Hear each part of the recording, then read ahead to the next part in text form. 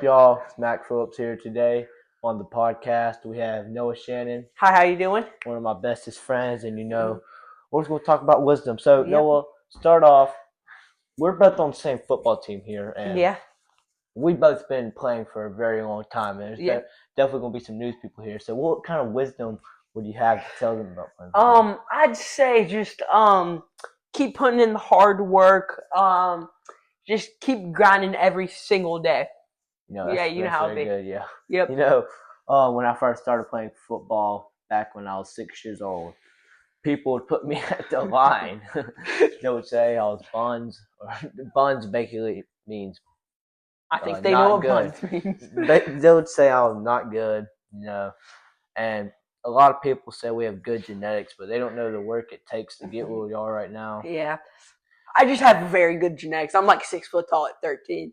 So, I was always a soccer kid, though, when I was younger in baseball until like 6th grade, which I got bored with playing basketball, so I started playing football. Fruity Pebble sports. Yeah. No, basketball's not a Fruity Pebble sport. But like soccer and baseball is. Yeah, So do you want to open a cold one with me today? Yeah.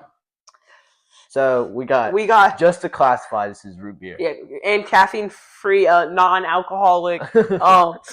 Just to make sure we don't get sued. This is 355 milligrams of nicotine. We're joking. This is Dad's old-fashioned root beer. We got this at Cracker Barrel. Don't sue us, Cracker Barrel. Dang, how do you open these? Look at that. Look all smoke. Gee, why is this not opening, bro? Someone glued mine. Oh, there it is. Look at this, man. Dot. Cheers. This is very good, sir. All right, I want to start us off with a little something to go by. Mm-hmm. Let me find it real quick. All right. So, this is a parable that Jesus spoke. I mean, it's probably not all the way. Oh, no. What'd you do? Actually. So, it's a parable that Jesus spoke about delivering 10 people. And he says, do not be ready always, because you do not know when I come back. Mm-hmm. And 5 of them would be like, it's okay. We have a while before he comes back. And the other 5 were prepared. And he came back one day. The 5 that were not prepared, they got banished. But the 5 that were prepared, they stayed with Jesus, or not? They didn't stay with Jesus. They stayed with the person who told them to be prepared. Mm-hmm. I don't really know. I know it, but I don't know. I think it was. I don't really know, but Jesus spoke a lot of parables and how to have faith and always stay prepared. And same with us, that we should always be prepared. Jesus come back right now, and if he came back right now, would you go to heaven or would you go to hell? It's a question you got to ask yourself. And a lot of people think just because they said a prayer, they can go to heaven. Mm-hmm. And you can't lose salvation. Can't lose salvation if you never gained it. So people say you lose salvation, but if you think you lost it, then you never had it. Because if you really believe that Jesus died on the cross for you, you wouldn't be doing the things you would be doing. Mm-hmm. And a lot of people say they're Christians and go live for the world, but Jesus clearly says, if any man wants to follow me, is pick up his cross, follow me daily. Following him daily is not vaping underage. It's not cussing. It's not doing any of that. It's living for him and his teachings. Jesus tells us to love everybody. And that's not living for Jesus if you're hating everybody, telling them to do the wrong stuff. Preach, my boy. Yep. So what do you want to talk about today? So today we're going to talk about... What are we going to talk about today? The economical state of the world. We're not talking about that. All right. We're going to talk about Noah's life. So, Noah apparently has never watched a movie called Mastermind. Never heard of it. Yeah, and I'm so surprised because he's never heard of it. And if y'all haven't watched this, very good movie about this guy who... I really don't even know how to explain it, but it's a really good movie. Have you ever watched the movie The Longest Haul? No, The Longest Yard. Oh yeah, I love that movie. So it's a movie about it's a movie about this guy named Paul Crew who goes to jail, and he was like a winning Super Bowl MVP quarterback. And then basically they make a football game versus the like guards of the prison. Yeah, they fry them. They get all the athletic players. Yeah, athletic players.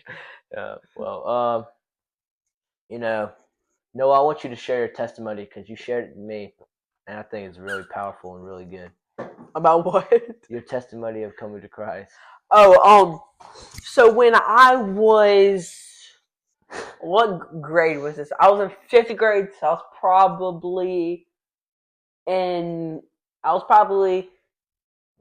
11 or 10 or 11 around there. I have a question. Didn't you say something about your mom almost dying of misrights? Like no one I'll tell the story, my boy. Okay. So anyway, I go down to the beach with my family for my dad's work conference. So we get down there, and my mom gets very sick for some reason.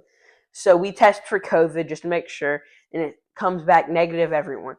So we're down there, and we try to do a bunch of stuff. She tries to go play with me at the pool, but she just wasn't feeling it. So that day, when she got up, she was like throwing up, couldn't walk, stuff like that. So we drive back home to see what would happen, and so we are trying to play, stuff like that. We go home because she gets very sick, and then we start to she goes to the hospital to see if anything's wrong. So she was in there for like 12, 14 hours or something, and then we go, and she says nothing's wrong, and she says I will be here until y'all tell me what's wrong with me, because she's a nurse and she knew something was wrong. So then she gets admitted into the hospital because she had pneumonia and COVID at the same time. So she was there for almost, how long was it? She was there for like a week and a half. So she's doing that, and I'm homesick with my dad, and my dad can't take care of me, so I'm taking care of myself. So then on my birthday, she was in the hospital. So we go, and parents, my dad tries to celebrate, but he's too sick. So then I pray to God, asking just to bring back my mom, because she was they're about to put her on the ventilator because she didn't have enough oxygen. So she and most of the people who go on the ventilator don't come off with COVID. So I prayed to God, asking, I'll turn my life around just to bring her back. So then the next day, she miraculously gets better and is able to get out. I'm sorry, bro. I gotta go shut this door right here. Yeah, we're having a wholesome moment right here, and your brother is messing it up. All right. But anyway, jeez. So she comes back, but she did not know how to do anything. It took her 2.5 hours to make me an egg sandwich, because she forgot to turn on the stove for an hour and a half, and then she had it on so low it wouldn't cook. But then she comes back and makes a full recovery, and now she's stronger than ever. She's like top 500 in her class in the world for lifting and stuff. So yeah. Can you tell us how the impact at school was, like how people at school were treating you during all this? Shout out to my girl, Miss Wright. Wasn't fans with her in the beginning, but we homies now. She said no one really cares. Go in there, bro. Shout out Miss Wright. She said that no one really cared that my mom almost died. That was a fun day, but so yeah, that was really it. What did you say to Miss Wright after she said that? Nothing, because Miss Wright is very scary to me. She scares me very badly. Dang. Well, yeah. I knew it was hard for you during these times, and when your mom finally got back to the hospital, were you very like thankful to God? You're like, thank you. Yep. I thought this was the part where you like grab a check out or something, like in every other. Like here's $100,000. Like here's 100,000. I'm joking, but well, I guess should I say my testimony too? Yep. Tell us. Let me go shut the door. I gotta stretch a little bit. Gotta walk around. Okay, let's go. What are you doing? Just walking around a little bit. Gotta stretch the legs. All right, you know how it be, gang. All right. So tell me about how you found Christ in you. So my testimony, I always had a deep connection for Christ. When I was back in like 5th, 6th grade, Yeah. I didn't really have a deep connection, but I was like, yeah, I know Jesus. Mm-hmm. I read my Bible a little bit.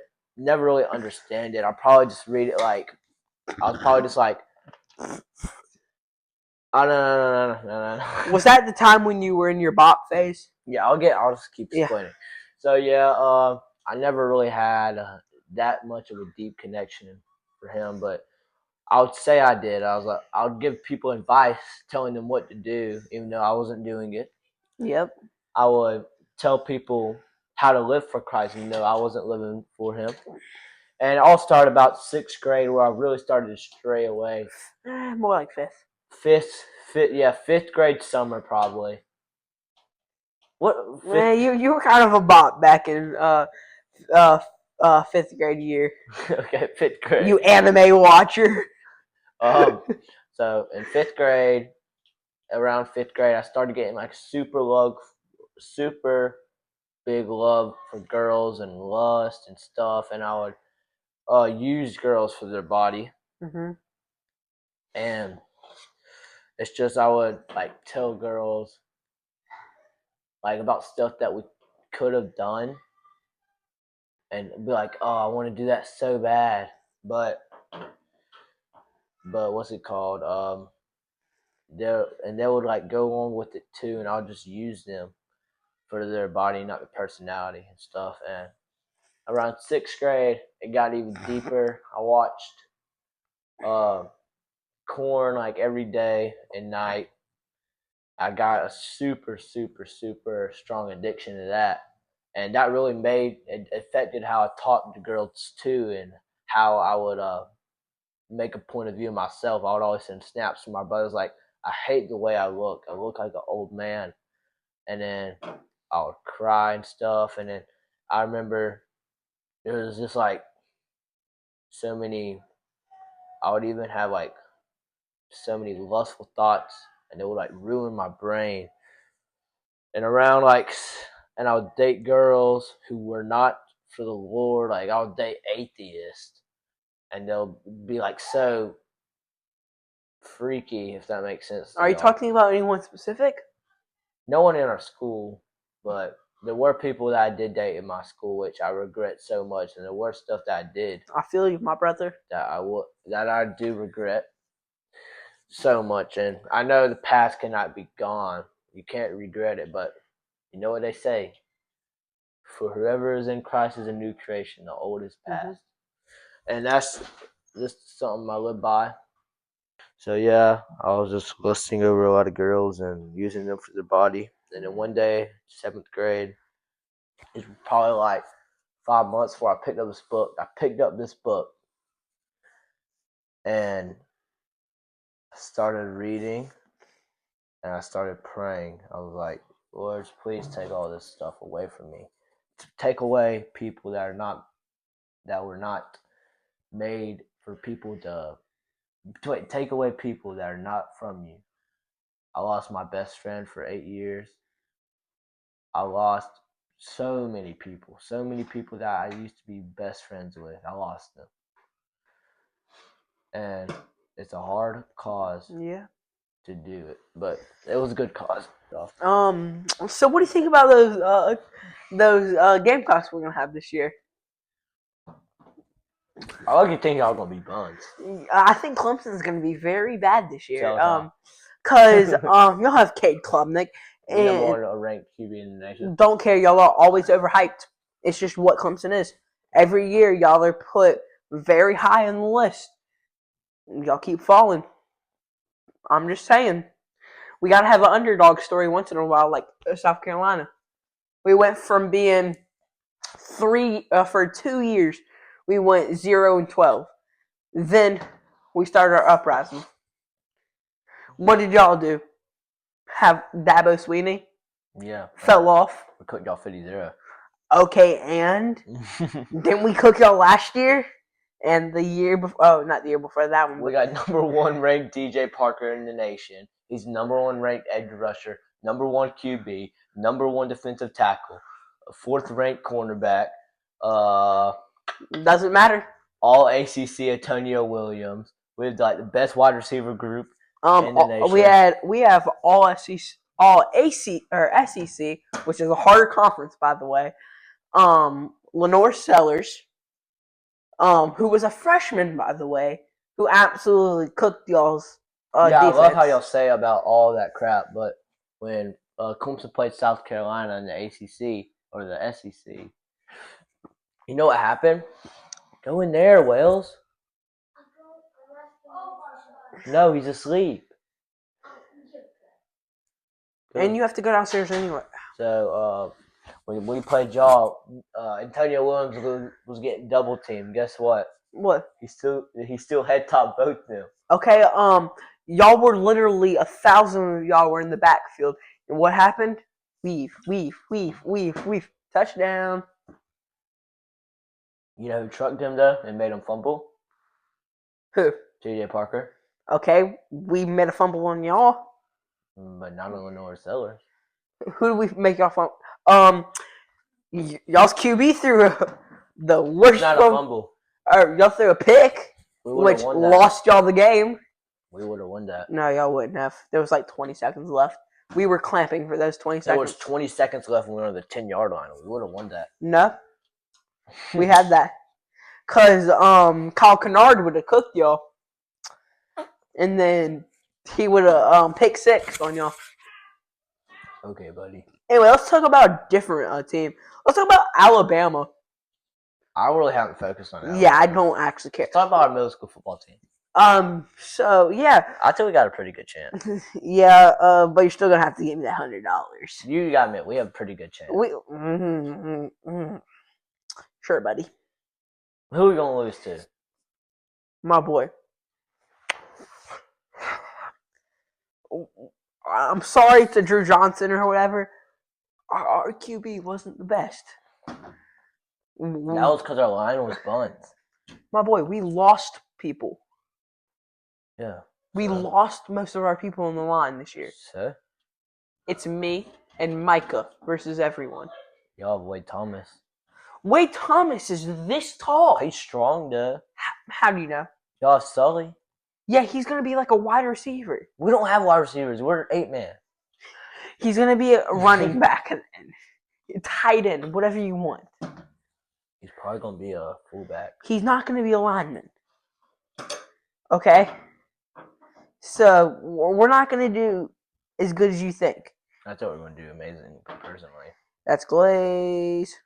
Put Glaze in the comments if he's glazing, chat. I'm not being humble, but I think we're going to do pretty good. You got to be humble. I am being humble. But low-key, I do think we have some of the best players in the middle school league. We have AJ, which is 6 foot. And I'm 6. No, he can't dunk yet. He can dunk with the volleyball. He hardly gets his fingertips out there. And he's going to be head topping everybody. Okay. I'm 6 foot. That doesn't matter. I think I'm going to do pretty good, personally, myself. That's not glazing. That's glaze. That's actually being humble. Because if I wasn't going to be humble, I would be like, yeah, I think I'm going to break the touchdown record. And I think I'm going to be better than No one's breaking your brother's touchdown record, bro. That's why I said that's not being humble. So do you want to end off on anything?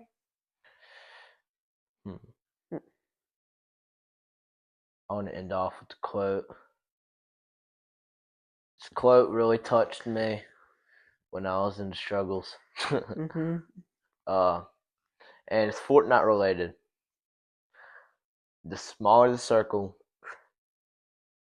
the better the people. Mm-hmm. Peace up, A-Town down. Shout out my boy Austin. Cheers. See you on the next episode of Wisdom with Mac, or Talking with Mac, or whatever. Whatever we want to call it.